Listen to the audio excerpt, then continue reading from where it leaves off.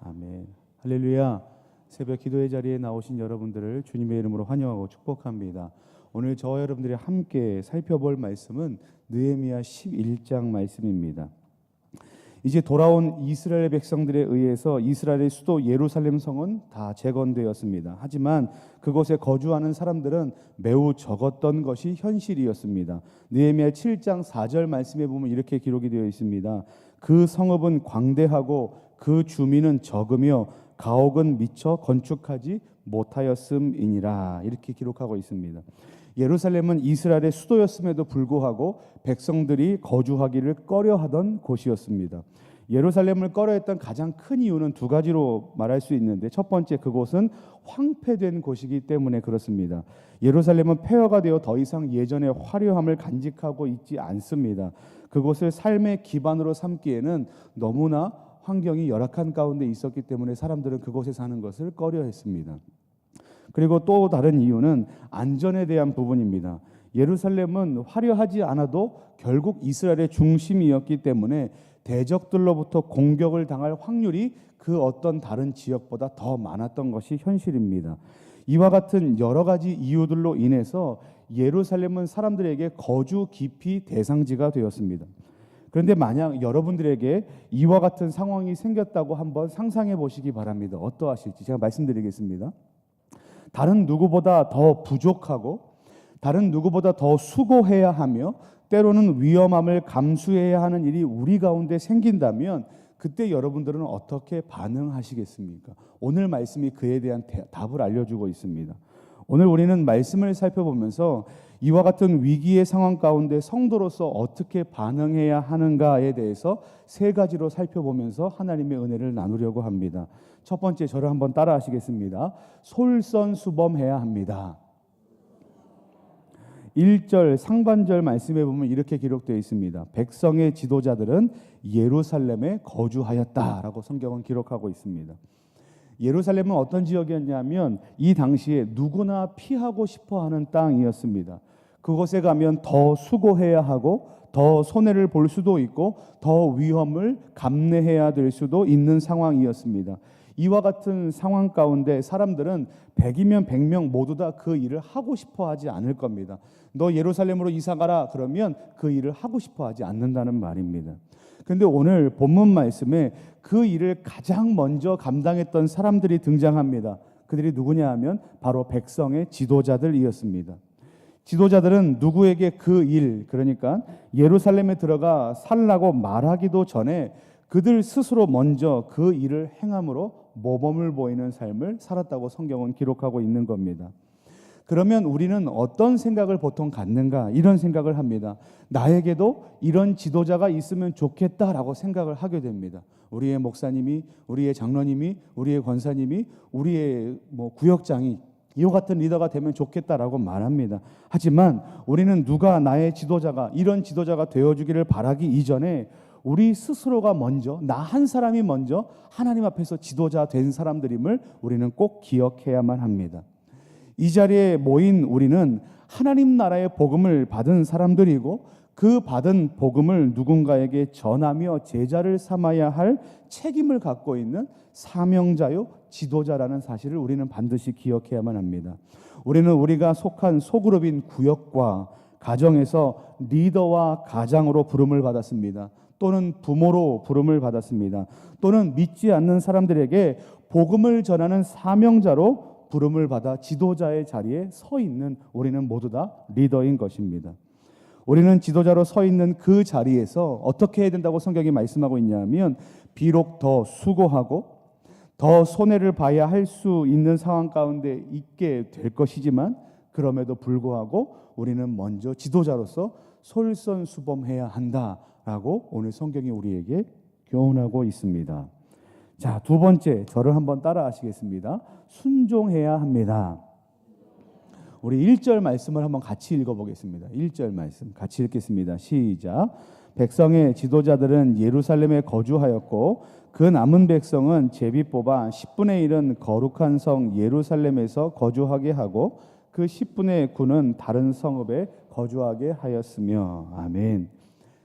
느헤미야는 예루살렘에 거주하게 될 때 예루살렘에 거주할 사람 10분의 1 그 사람을 정하기 위해서 오늘 어떤 방법을 선택했냐고 성경은 기록하고 있습니까?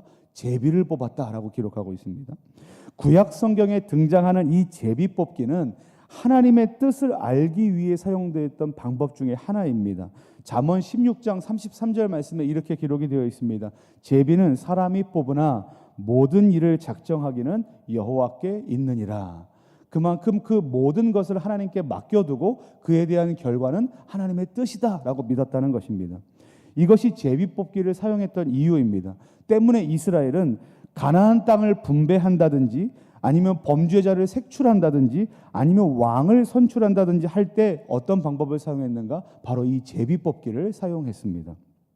자, 그러면 이것이 하나님의 뜻이다라는 것을 이제 모두 다 사람들이 안다면, 만약에 그 제비에서 내가 뽑혔다면, 나 스스로가 뽑혔다면 우리는 어떻게 반응해야 하는 것이 맞겠습니까?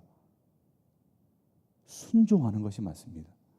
제비에 만약에 내가 뽑히게 되었다면 그 제비 뽑기에 뽑힌 나는, 당사자는 어떻게 해야 되는가? 순종하는 것이 오늘 성경에서 말하고 있는 교훈입니다. 앞에서도 말씀을 드렸지만 예루살렘에 거주하는 것은 그 누구도 원하지 않았던 일입니다. 그만큼 포기해야 할 것들과 희생해야 할 것들이 많았기 때문에 그렇습니다. 그럼에도 불구하고 제비를 뽑아 하나님의 뜻을 물었던 그들은 어떻게 했는가? 2절 말씀에 보면 이렇게 기록되어 있습니다.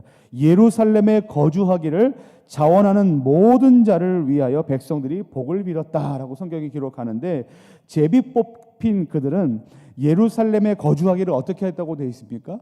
자원하였다라고 성경은 기록하고 있습니다. 그들은 자기 자신의 안락함과 자기 자신의 뜻보다 무엇을 더 소중하게 여겼는가? 하나님의 뜻과 하나님의 도우심을 더 크게 여기고 그에 대해서 순종으로 반응했다고 오늘 성경은 이야기하는 것입니다.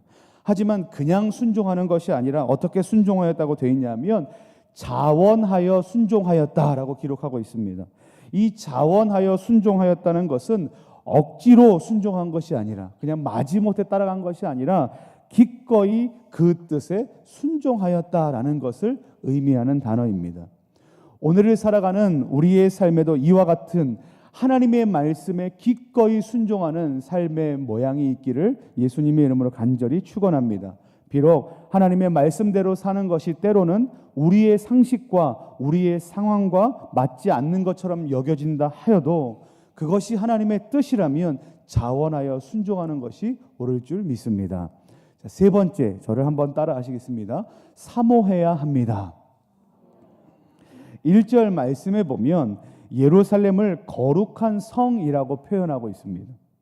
왜 그런가? 예루살렘은 하나님의 임재의 상징인 그와 같은 성전이 있는 곳이기 때문에 그것을 거룩한 성이라고 오늘 성경은 표현합니다.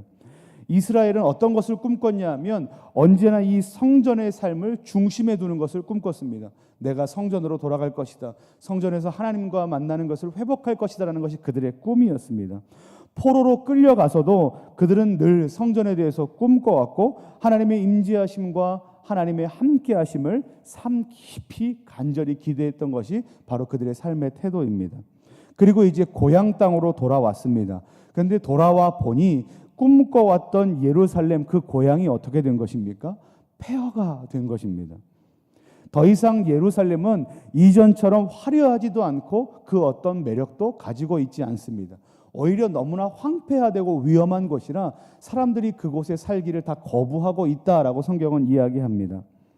하지만 이처럼 화려한가 그렇지 않은가에 대한 외형보다 더 중요한 것이 있다고 성경은 말씀하고 있는데, 제가 한번 말씀을 읽어드리겠습니다. 학개서 2장 9절 말씀입니다. 학개서 2장 9절에 이렇게 기록되어 있습니다. 이 성전의 나중 영광이 이전 영광보다 크리라. 만군의 여호와의 말이니라. 내가 이곳에 평강을 주리라. 만군의 여호와의 말이라. 아멘. 이렇게 기록하고 있습니다. 이 성전의 나중 영광이 이전의 영광보다 클 것이다라고 성경이 말하고 있는 이 뜻은 무엇인가 하면, 나중에 지어진, 학개서 때 나중에 지어진 볼품없는 지금의 성전은 이전에 있었던 솔로몬의 성전, 화려하고 가치 있었던 그 성전보다 더 큰 영광을 갖게 될 것이다 라고 이야기한 겁니다. 과거에는 화려했지만 지금은 초라한 그 모습이 어찌 보면 과거보다 더 화려한 하나님의 영광을 드러내게 될 것이다 라고 성경이 기록하고 있는 겁니다. 이것은 어떤 의미를 갖고 있냐면 외적인 아름다움과 상황과 조건보다 더 가치를 두어야 할 것이 무엇인가? 바로 지금 함께 하시는 하나님, 거기에 큰 가치를 둬야 한다고 말씀하고 있는 겁니다. 예전에 함께 하셨던 하나님도 중요하고, 그리고 어떤 상황과 가치가 더 커 보이는 것도 중요하고, 돈이 많아 보이고 화려하고 많은 가치들이 있는 것이 중요하지만 그 가치보다 지금 나와 함께 하시는 그 하나님이 더 큰 가치요, 더 큰 소망이요, 더 큰 기대가 돼야 한다고 성경은 말하고 있는 겁니다. 우리는 이처럼 그 어떤 상황과 가치보다 하나님을 더 크게 신뢰하고 더 큰 가치로 둬야 할 사람들인 것을 우리는 깨달아야 합니다. 사랑하는 성도 여러분, 이제 말씀을 마치겠습니다. 여러분들은 어떤 것을 가장 큰 가치로 여기고 살아가고 계십니까? 부디 오늘 말씀을 들으시고 바라기는 눈에 보이는 좋은 물건과 가치와 상황들보다 하나님을 더 큰 가치와 기대와 소망으로 여기고 살아가시는 저와 여러분들 되시기를 예수님의 이름으로 간절히 축원합니다. 우리 함께 기도하겠습니다. 서상